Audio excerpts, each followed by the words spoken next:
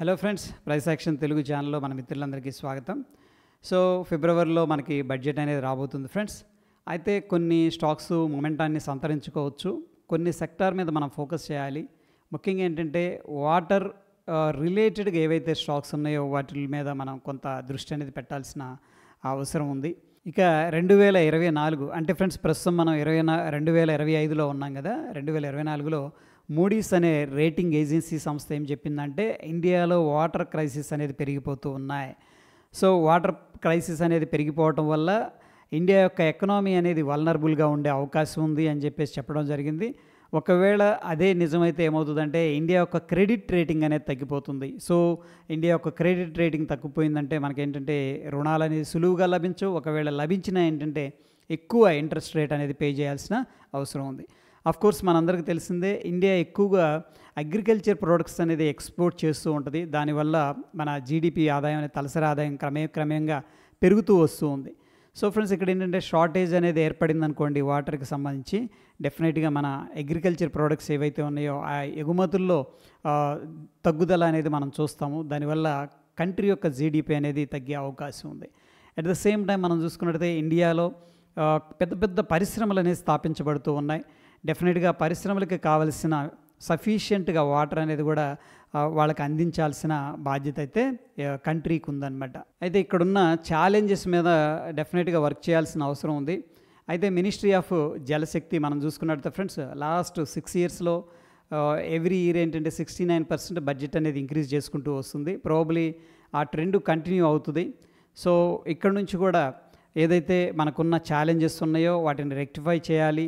దానికోసం ఈ యొక్క ఇంటర్లింక్ అనేది చేయడం జరుగుతుంది. నదులను అనుసంధానం అంటాం కదా, అట్లాంటి చేయడం జరుగుతుంది. అండ్ ఎక్కడైనా మనకు ఆపర్చునిటీ ఉంటే కూడా హైడ్రో పవర్ అనేది కూడా అంటే నీటి ద్వారా ఎనర్జీ మనం జనరేట్ చేసుకోవడం, ఇటువంటి ఆపర్చునిటీస్ అనేది కూడా చూస్తూ ఉంది. సో ఈ దిశలో ఫ్రెండ్స్ కొన్ని స్టాక్స్ అయితే బెనిఫిట్ తీసుకునే అవకాశం ఉంది. ఆ యొక్క స్టాక్స్ లిస్ట్ ఏంటి అనేది ఒకసారి చూద్దాం. ఇక వాటర్ కానీ ట్రీట్మెంటు ఇవంతా కూడా మనకి ఒక ఆపర్చునిటీస్ అయితే కొన్ని కంపెనీస్కి బెనిఫిట్ అయితే పొందే అవకాశం ఉంది. దాంట్లో ముఖ్యంగా హైడ్రో పవర్ ఈపీసీ ప్లేయర్స్లో మనం చూస్తే పటేల్ ఇంజనీరింగ్, ఓమ్ ఇన్ఫ్రా అనేది బెనిఫిట్ పొందే అవకాశం ఉంది. Water supply and distribution, sewage and sanitation దీంట్లో SPML infra, Vishnupriya, EMS, Kalpataru ప్రాజెక్ట్స్కి అంటే ఈ కంపెనీలు లబ్ధి పొందే అవకాశం కనిపిస్తూ ఉంది. ఇక waste water and sea water treatment and desalination ఈ ప్రాసెస్లో సిగ్నిఫికెంట్ హీరోస్ ఎవరంటే VA tech, Wabag, ion exchange అనేది కనిపిస్తూ ఉంది. జీరో లిక్విడిటీ డిశ్చార్జ్ దీంట్లో ion exchange, Praj industries companies లబ్ధి పొందొచ్చు. ఇక ఫ్రెండ్స్ పైప్స్ కానీ పంప్స్ కానీ ఈ మ్యానుఫ్యాక్చరింగ్ చేస్తున్న కంపెనీలు ఏవైతే ఉన్నాయో వాటిల్లో కూడా బెనిఫిట్ తీసుకునే అవకాశం ఉంది. ఆ కంపెనీలు మనం చూస్తే ముఖ్యంగా electro steel castings, WPIL, KSB Kirloskar pumps అనేది మనకి లబ్ధి పొందే అవకాశం ఉంది. ఇక హైడ్రో మెకానికల్ కాంపోనెంట్స్ని ప్రొడ్యూస్ చేసే కంపెనీలు ఏవైతే ఉన్నాయో దాంట్లో ఓమ్ ఇన్ఫ్రా అనేది సిగ్నిఫికెంట్గా లబ్ధి పొందొచ్చు అని చెప్పేసి అనిపిస్తుంది. ఇక ఫ్రెండ్స్ మనకి సెమీ కండక్టర్స్లో కానీ గ్రీన్ హైడ్రోజన్ దాంట్లో కానీ వాటర్ ఏంటంటే చాలా ప్యూర్గా ఉండాలి. దానికోసం కొన్ని కంపెనీలు అనేది వర్క్ చేస్తూ ఉన్నాయి. మనం చూస్తే ప్రజ్, థెర్మాక్స్, విఏ టెక్, వాబాగ్ అనేది ఈ కంపెనీలకి లబ్ధి పొందే అవకాశం ఉంది.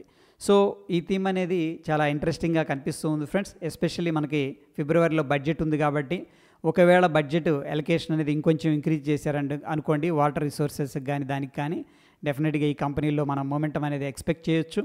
సో ఈ కంపెనీస్ అనేది కూడా మనందరం కూడా ట్రాక్ చేస్తూ ఉందాం. So that is all about ఈ యొక్క వాటర్ స్టాక్స్ అని చెప్పేసి చెప్పుకోవచ్చు ఫ్రెండ్స్. సో హోప్ వీడియో ఇన్ఫర్మేటివ్గా ఉందని చెప్పేసి అనుకుంటున్నాను. వీడియో నచ్చితే తప్పకుండా లైక్ చేసి మీ యొక్క సపోర్ట్ అనేది తెలియజేయండి. మరొక ఇంట్రెస్టింగ్ ఎపిసోడ్లో మళ్ళీ కలుసుకుందాం. Stay tune. ధన్యవాదాలు.